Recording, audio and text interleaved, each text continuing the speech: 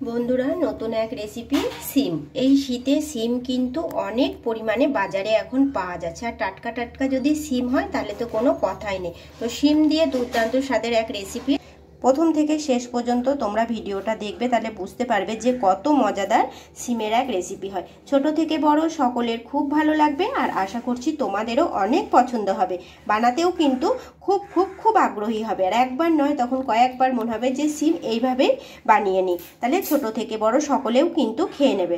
তো প্রথম থেকে শেষ পর্যন্ত ভিডিওটা দেখতে থাকো, আর এরকম করে দুর্দান্ত স্বাদের এক সিমের রেসিপি তোমরা বানিয়ে নিও। যে সকল পরিবারের ছোট সদস্য আছে তারা তো খুব সহজেই খেয়ে নেবে, আর বায়নাও রাখবে না। আর এমনি যদি সিম বানিয়ে দিতে চাও তখন তো খাবে না, কিন্তু এইভাবে যদি একবার বানিয়ে দেওয়া যায় তখন কিন্তু ওরা খুব সহজেই খেয়ে নেবে। তার জন্য প্রথম থেকে শেষ পর্যন্ত দেখো, আর এরকম করে সিমের এক রেসিপি বানিয়ে নাও। বন্ধুরা তোমরা সব কেমন আছো? আশা করছি ভালো আছো এবং সুস্থ আছো। দেখো তোমাদের সামনে আবার আমি একটা রেসিপি নিয়ে এসেছি, আশা করছি তোমাদের অনেক ভালো লাগবে। দেখো একদম টাটকা টাটকা জমি শিম এগুলো। তো শিম দিয়ে দুর্দান্ত স্বাদের এক রেসিপি বানিয়ে তোমাদেরকে দেখিয়ে নেব। দেখো কিছুটা পরিমাণ শিম নিয়েছি, শিমটাকে ভালোভাবে পরিষ্কার করে নিয়েছি আর ধুয়ে নিয়েছি। শিমগুলো কিন্তু খুবই কচি কচি একদম, আর এগুলো হচ্ছে আমাদের জমির শিম এগুলো। আর দেখো এখানে আমি কিছুটা পরিমাণ টমেটো নিয়ে নিয়েছি, সাথে নিয়েছি কিছুটা পরিমাণ ধনে পাতা কুচি। একটা কড়াই বসিয়ে নিয়েছি, আর কড়াইয়ে কিছুটা পরিমাণ তেল দিয়ে নেব। তেলটা কিন্তু বেশ গরম হয়ে এসেছে। এখন এই তেলের উপরে দিয়ে নেব হচ্ছে আমি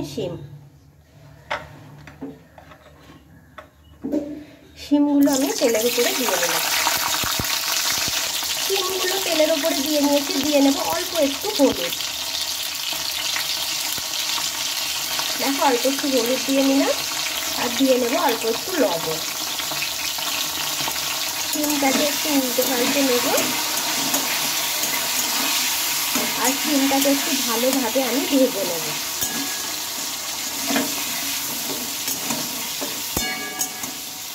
তোমরা দেখতেই পাচ্ছ যে শিমগুলো কতটা কচি আর কতটা টাটকা একদম।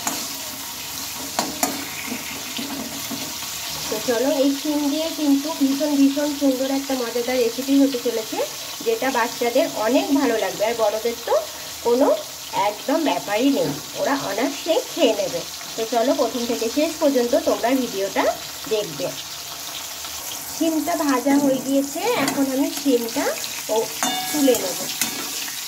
দেখো এর থেকে কিন্তু আমি বেশি ভাজবো না শিমগুলো, এখন হচ্ছে এটা আমি তুলে নেব।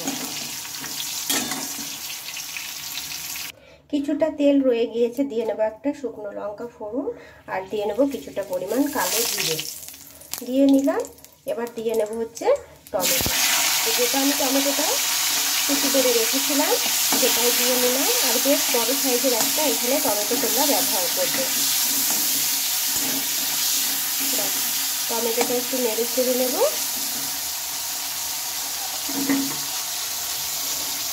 টমেটোর ওপরে আমি দিয়ে নেব হচ্ছে লবণ, স্বাদ মতন লবণটা দিয়ে নিতে হবে। দিয়ে নেব হলুদ গুঁড়ো, আর দিয়ে নেব এখানে হচ্ছে পোস্ত আর সাদা সর্ষে আমি বেটে নিয়েছি একসঙ্গে, তো আমি সেটাই দিয়ে নিলাম। তোমরা সাদা সর্ষেটাই ব্যবহার করবে, সাথে দিয়ে নেবে পোস্ত। এটা ভালোভাবে একটু নেড়ে চেড়ে নিতে হবে। অল্প একটু জল দিয়ে নিয়েছি আমি।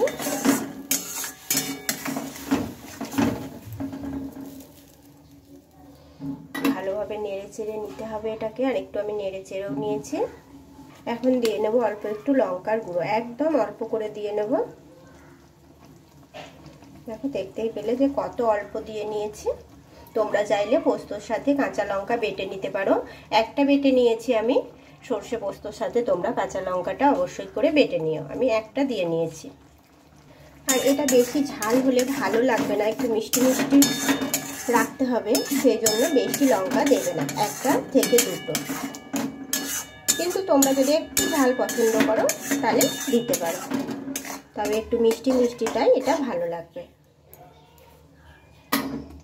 এদিকে আমি শিমটা ভেজে তুলে নিয়েছিলাম। দেখো শিমের কিন্তু কালারটাও খুব সুন্দর হয়ে এখনো থেকে গিয়েছে। এই দেখো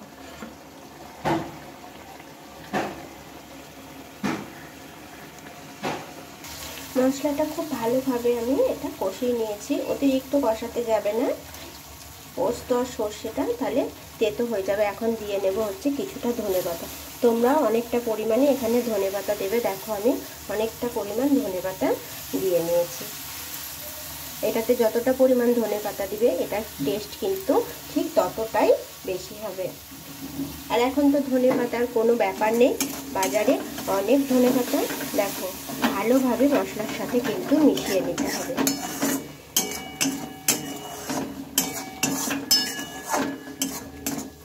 বেশি নাড়াচাড়া করার প্রয়োজন নেই। এবার হচ্ছে ভেজে রাখা শিমগুলো আমি দিয়ে নেব। ভেজে রাখা শিমগুলো দিয়ে নিলাম আর ভালোভাবে মশলার সাথে শিমগুলোকে আমি মিশিয়ে নেব।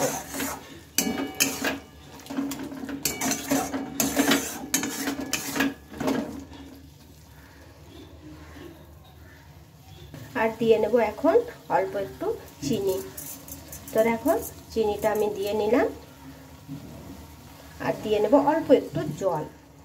দেখো একদম অল্প করে একটু আমি জল দিয়ে নিলাম। জলটা দিয়ে আবার একটু ভালোভাবে মিশিয়ে নেব। অল্প একটু এখানে জল নিয়ে নিয়েছি। এবার এটা আমি 5 মিনিট মতন হতে দেব।